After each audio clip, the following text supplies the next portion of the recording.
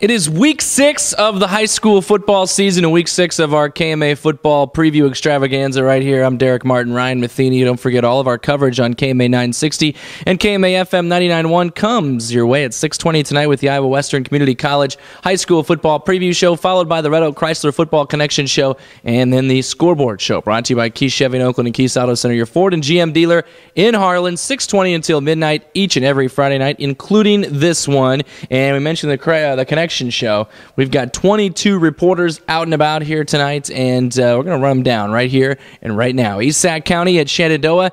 Dean Atkins is there for that one. I'm going to talk about this one. East Sac, of course, is playing some good football. No, they lost last week. They lost Pocahontas area. They haven't won any non-district games, but the one that still rings in your ears a little bit is a 22-0 victory over Clarinda a couple of weeks ago. Shenandoah just lost to Clarinda. So the process of A plus B, blah, blah, blah, the transitive property, and it doesn't always work like that. But, East Sac County is playing with some confidence. Shenandoah coming off the loss, looking for some bounce-back ability right here, and Dean will tell us all about it. I'm looking forward to that one. Also in 2A District 8, Clarinda goes to West Central Valley, and Doug Howard is there in Stewart tonight. And for Clarinda, this is a great opportunity for them. It is. It's a chance for the Cardinals to make it 2 in a row. You talked about the win last week over Shenandoah. Great performance from Jacob DeGase stepping up. No Zach Carlson in the lineup for him last week, so he did a nice job kind of carrying the load. West Central Valley, they've struggled this year. They've struggled to move the ball. Really struggling on the offensive side of things. They're giving up a lot of points, too, on the defensive end. So, like you said, good chance for Clarinda to make it 2 in a row. Red Oak is at Trainer. That's a non-district game. Red Oak out of 2A8 and Trainer from 1A1. The Tigers have gone loss, win, loss, win, loss. Trainer's lost 3 in a row after their 2 real emotional victories to start the season, so something's got to give there. Red Oak's offense has been turning the ball over. Meanwhile, the defense has got 13 takeaways this year, so it's just they just need to get everything in order. The defense is playing good, but the offensive special team has been putting them in some bad spots. If they can avoid that at Trainer, a team that had probably their best defensive performance last week against Underwood, even though they lost 28-0, then they should be okay. But Trainer has played some tough competition, and it's going to be nothing new for them here tonight. We move on into Class 8-man District 8, where East Mills is at Lennox. Lennox is undefeated. East Mills has 1 loss, and, they could just as easily be undefeated. Yeah, and this kicks off what's going to be a really good week in 8-man District 8 in terms of some heavyweight matchups at the top of the district. Lennox, you mentioned, they're undefeated. Some great storylines there. Carson Klein, 4 defensive touchdowns last week. 3 pick-sixes. That ties him first nationally in 8-man history for most pick-sixes in a game. He also had a scoop score on a fumble. And you look at Spencer Brown, who just tears things up from that defensive end spot. On the other hand, for East Mills, they're coming off an emotional loss. They gave up a 2-point conversion late in that game to Fremont Mills to lose. Josh Hopkins, he just continues to grind things out for him. He had a really good performance last week against Fremont Mills, try to get the Wolverines back on track. Yeah, what else is new? The one thing that really stood out to Coach Dukes said, what stands out to you? My interview with him earlier this week, you can catch that video here online. But I see, what stands out to you about East Mills? Hopkins. Duh. Well, absolutely. Also, it stands out to a lot of people. Stanton is at Fremont Mills. Those are what we figure are probably the other 2 teams in that district that are going to make the playoffs. Still a long way to go, but it's just looking that way. Stanton in Tabor with Mike Wood. By the way, Brian Clark has the East Mills Lennox game. Keith Christensen, the Red Oak Trainer game. 2 Stanton Fremont Mills here. The Vikings have the loss to East Mills. Fremont Mills has the close win over East Mills. So, this could be a good game, too. Stanton, we know their defense has been very good at different points. They did kind of get eaten up by the offensive and defensive line for East Mills in that loss. So it'll be interesting to see how they handle the Fremont Mills front line, which probably not as big and maybe not even as physical as East Mills. But FM, of course, we know about their terrific skill players. This is probably a matchup of the best 2 teams with the best skill players in the district. FM, Sam Phillips, Parker Powers, on and on and on. Stanton, David Sorensen, Connor Holtman, Alex Bechtold, Chris Jones. They got a lot of different guys. Each team can really make some big plays. Could be a big play that kind of turns this game. We'll see how things go in Tabor. Nishnabotna is at Cam tonight. Jason Hyde is in Anita for that one. And Cam trying to make a little stealth move there in 8-man District 8. Yeah, they have an outside shot at the playoff spot, and if they want to keep that outside shot, they need to keep winning football games. That's the simple truth for them. A really dominant showing last week against Sydney, and it starts with Drew Tickner. He just continues each week to put up numbers. They move him all around the field, quarterback, running running back, your receiver, whatever they need him to do.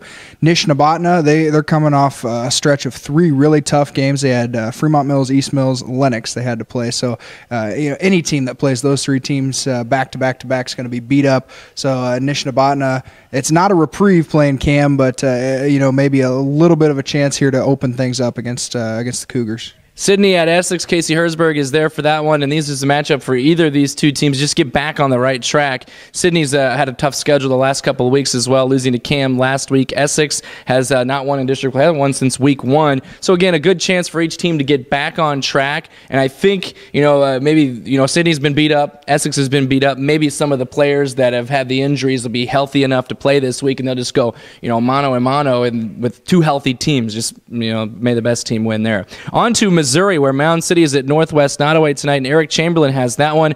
You know what you expect with Northwest Nottoway. Lots of points on the board. Mound City's going to try to squelch that. Yeah, and Northwest Nottoway, they got the offense going again last week against Greenfield. They kind of stumbled against a really good Worth County team. Kobe Reynolds this season, he's almost to 2,500 yards passing already, 35 touchdowns, so they're going to put up some numbers. Mound City, they lost a tough one to an Albany team last week. They're 3-3 still. This Mound City team's kind of back and forth each week. We'll see what team shows up. I don't know if there was some injuries early on in the year. They lost to East Atchison in week 1. They've really improved since then. Worth County at North Andrew in Rosendale. Richard Baker, we believe. Somebody's going to be there. Richard Baker, he's trying to get out of the fields. If not, somebody will be there for us for that one. Worth County at North Andrew. Battle of Unbeatens. 2 of the top teams in the entire state there in Missouri. Class 8-man North Andrew, the defending champion. I think each of the last 2 years, Worth County has won many titles in their terrific history. They've got a lot of great running backs in the backfield. Brevin Ross leads the way for Worth County. On the North Andrew side, Chris Healy, the coach for the Tigers of Worth County, so this is maybe the fastest team he's ever seen. Gunnar Hughes, one of the top players there. Mitchell Officer, great receiver out there as well. So they can run it, they can pass it, they can really they can play great defense. They scored 96 points last week, and you're going to win a lot of games if you score that many points. On we go to Missouri, the big class, 11-man, Maryville at Smithville. This is a battle of unbeatens in the MAC. Yeah, it's basically for the MEC title, and this is a Maryville team each week. They just continue to roll so many weapons that they can get the ball to, and their starters haven't been tested really a whole lot this year. And Smithville, they're a team. You look at scoring margins in the MEC, Maryville's blowing teams out. Smithville, they're winning by 3 or 4 touchdowns each week. So, again, a little bit more of a challenge for Maryville this week, but the Spoofhounds keep rolling. On the road, too. So, again, Tom Alvarez will be in Smithville for that. Crete at Nebraska City. That's one of our Nebraska games of the week with Kurt Mannion there. I don't know much about Crete. I'll tell you about Nebraska City, though. Noah Casbaum. This is one of the best players in Class B, not just in their area, in the entire state. He had 400 total yards of offense against a really good Elkhorn defense last week. So if he can continue to play this way, and the Neb City, they played Elkhorn close, they can continue to play that way. Get some little momentum, get the win here, move into district play, possibly even have a shot at a district championship. Although the team we're about to talk about next might be the favorite there. And that team is Plattsmouth, as they're at Gretna tonight with Matt Hayes, and it's a battle of unbeatens. A battle of unbeatens, battle of state-ranked teams. Gretna ranked 3rd in Class B, Plattsmouth ranked 6th. You got a Plattsmouth team here led by Gage Orton, their running back, 700 yards on the season, 10 touchdowns. Gretna, they're a very similar team. Power, physical. They line up. They're going to run the ball right at you. It should be a head knocker. You get 2 teams that are physical, that go at each other. It's going to be a fun one. Emmett Knight, Gretna's stud running back, went for about 250 last week against Platteview. On we go to small class, 11-man football in Iowa. Brent Barnett will be in Bedford for Mount Air Bedford, a battle of Class A District 8 teams. 2 teams kind of going different directions right now. Mount Air has just routed their first 3 district opponents. Bedford, this is round 3 of their tough 3-game stretch. Lost a double overtime game to Earlham, got beat down by Pleasantville, and they're entering this game beat up a little bit. Their quarterback, Hunter Russell's out for the season. They're not going to have him this week or any week, and Mount Air, of course, riding high, playing with great confidence. Jacob Taylor had 6 total completions going into last week. He had 10 completions in last week's game, so maybe the passing game could start going for Mount Air, and that makes them even more dangerous. Also in Class A District 1 tonight, St. Albert's at Griswold. Joe Narmi is there for that one, and St. Albert's starting to get things moving. Yeah, they are. They've won 2 in a row, and it's because of a personnel change. They really wholesale personnel changes. They move a lot of their skill guys up to the line. They want some more experience there. You look at a guy like Glenn Bertelson, who was going for 100 yards as a running back, moving him up to tight end, but it's allowed some of their younger skill guys to step in, guys like Andrew Hannafin, getting things done in the backfield for them. On the other hand, with Griswold, it's a young team. Some flashes towards the end of that game against Westwood. They're starting to get that offense rolling. They had 2 guys go over 100 yards rushing last week. So offensively, I think it's starting to come along for Griswold. Question is, can they stop St. Albert? It's almost like an 8-man team moving your big backs kind of to the front of the line there, and that's helping St. Albert so far. They'll be trying to go for a 3rd win in a row. Also in that district, Logan Magnolia at Tri-Center. Steve Irvin is in Neola there.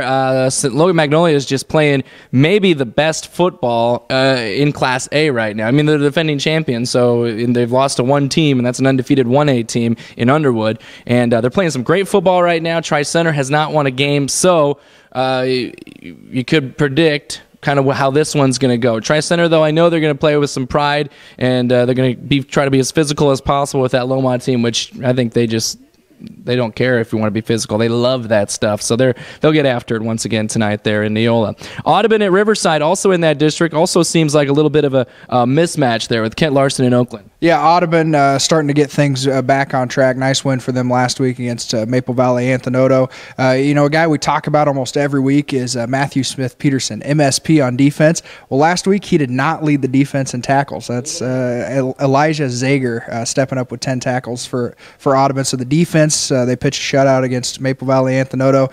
On the other hand, you got a Riverside team. I think the offense starting to come along. They hadn't scored in the first 3 games. They've scored a couple touchdowns the last couple games. So maybe starting to get things back on the offensive side. And it's a really beat-up offense and younger guys in there. So maybe, like you said, starting to get into the flow of things there. On we go to Class 1A District 8. Central Decatur is at Southwest Valley. Kenny Larrabee is in Corning for that one tonight. Central Decatur coming off of a they got pounded by Panorama last week and trying to bounce back. And the Southwest Valley lost a close one to Woodward Granger. That was maybe one of their, if they were able to win that game, they really start talking about some playoff situations. Now they got to pull some upsets here. The Central Decatur team with their terrific sophomore quarterback Carter Booth throwing it out to Peyton Peterson and company, and he's got some great weapons. Tyke Walker, freshman in the backfield. This is a terrific offense. Their defense is pretty good as well. Southwest Valley, we kind of know. We said this every week. Chance Cobb is the guy, and he's once every single week throwing about $180 and rushing for about 80 yards or so. So he's going to be the guy for them, and he's going to try to find as many weapons as he possibly can. Still a young team, and it's going to be tough there at home against Central Decatur. On we go to 1A District 1, Missouri Valley at AHSTW, and maybe one of the matchups that I guess is kind of a sneaky good matchup here. Yeah, there could be some fireworks on both offenses here. AHSTW's offense is incredible. They rolled up over 500 yards against IKM Manning, who has a very good defense. They just couldn't capitalize on some drives. Nate Herbst, he just continues to roll as the quarterback, rushing for over 200 yards last week. You look at Missouri Valley, it's Justin Miller. He's kind of the star of that offense. He scored 11 touchdowns this year. He's returned two kicks, a kickoff and a punt for a touchdown. Also has another defensive score. So he's kind of that thing that makes the Missouri Valley offense go. Another person to watch for AHSTW, Tamron McGurran, the All-State defensive lineman. He's a beast inside. Thank you for finally mentioning him. That's the thing that probably sets this AHSTW team apart in this game, is that they play a little more defense, and they got a good defense. OABCIG is at IKM Manning in that game, and just another one of those Alphabet Bowl type games. IKM Manning against Martin from the loss last week. They'll try to go out there and take care of OABCIG, which is a team maybe just a little down compared to what they've been in the recent past. Kyle Wagner throwing the ball to Jared Volstedt. That's always tough. Ridge Mulbauer in the backfield's always very good. And then you mentioned that defense is they're a prideful group, so they got to, after giving up 500 yards last week to AHSTW, they're going to bounce back here tonight, and Tom Moore will be there for that one in Manning. On we go to a 3A non-district game, Battle of Hawkeye 10 Conference Schools. Denison Schleswig winless at undefeated Glenwood. Brian Bertini there in homecoming. Yeah, it's a big week for Glenwood. You know, a lot going on in the community. So this is, you know, something that they can look at away from that. You got a football team that's undefeated, and they're playing at home. Homecoming, you mentioned a Denison team that's winless. They had a shot last week, just couldn't get it done. 15-7 loss for them last week. So this is a Glenwood team, all the weapons in the world. Colton Wilwarding, he's moving the ball around at the quarterback spot. Maverick Decker, the all-state or the state track runner, he had 3 touchdown catches last week. This is a team that put the running clock on Creston last week. That's scary. Yeah, definitely. And Wilwarding, sometimes you look at these flexbone type veer offenses, their quarterbacks are going to be, you know, they're throwing a lot of deep balls, so it's not, the efficiency isn't there, but his efficiency was unbelievable last week. I think he had like only 5 completions or incompletions. I say only 4 incompletions. So he's just a really good quarterback, system quarterback or not. Winterset at Harlan is a 3A District 8 game there. Harlan coming off of just getting all their aggression out on Atlantic last week, and Winterset coming off of a 6-3 overtime win over ADM. Neither team scored in regulation. Who knows? I mean, if it was bad offense or great defense. We'll find out a little bit tonight there with Harlan's offense. They're going to test them quite a bit. And that Harlan defense is maybe the most overlooked thing in terms of just being one of the best units in the area. That defense, they have so many guys with so many tackles for loss, and the Winterset is going to be, if they can't move it on ADM, it's going to be tough to move it on Harlan tonight. In the other 3A District 8 game, that's Creston Orion Maxburg going to Adel to meet ADM. I wrote Adel in here. It's Adel. Greg Abbott is there for that one. By the way, Ken Ponslow is in Harlan. What's Greg going to see? Well, you look at this Creston team. How do they respond after last week? I think they got a little out of system. They gave up some points early to Glenwood. Chase Schiltz, only 100 yards on the ground, so I don't think they were able to get him going. And Mojo, the quarterback, struggled a little bit with efficiency through 4 interceptions against Glenwood. So look for that offense to get back going. And you mentioned Winterset ADM last week was no offense really going on in that game. So see if ADM can get their offense back on track. I know they like to throw the ball around a little bit, so we'll see what ADM team shows up. And for Creston, they need to get things back on track and get rolling again here as the district season moves on. All right, Ryan, what's the game of the week according to Ryan Matheny? That would be East Mills and Lennox. 8-man, 8 battle. This one, I love this 8-man District 8. You've got 4 teams that we think are going to be in the playoffs in FM, East Mills, Lennox, Stanton. And anytime you get 2 of those teams matching up, we're going to find out a lot more about this Lennox team going into this game. It's going to be a fun one. Yeah, I mean, there's a lot of different choices too. Outside, I mean, that's the clear number 1. What's the number 2? It's tough to say. Maybe Worth County at North Andrew. It's got to be one of the best games 8-man Missouri has seen in quite a little while, when you got 2 teams that have just been dominant throughout their first 6 games of the season. They're both undefeated. They both haven't been tested. I mean, is North Andrew just that much better than the rest of the state? We're going to find out a lot about both Worth County. I think Worth County is we're going to find out about the most, because we know North Andrew is a state champion contender. Is Worth County a state champion contender? We'll find out later tonight. Ryan, 22 reporters. What do you say? Should we do it? Let's do it. All right, let's do it.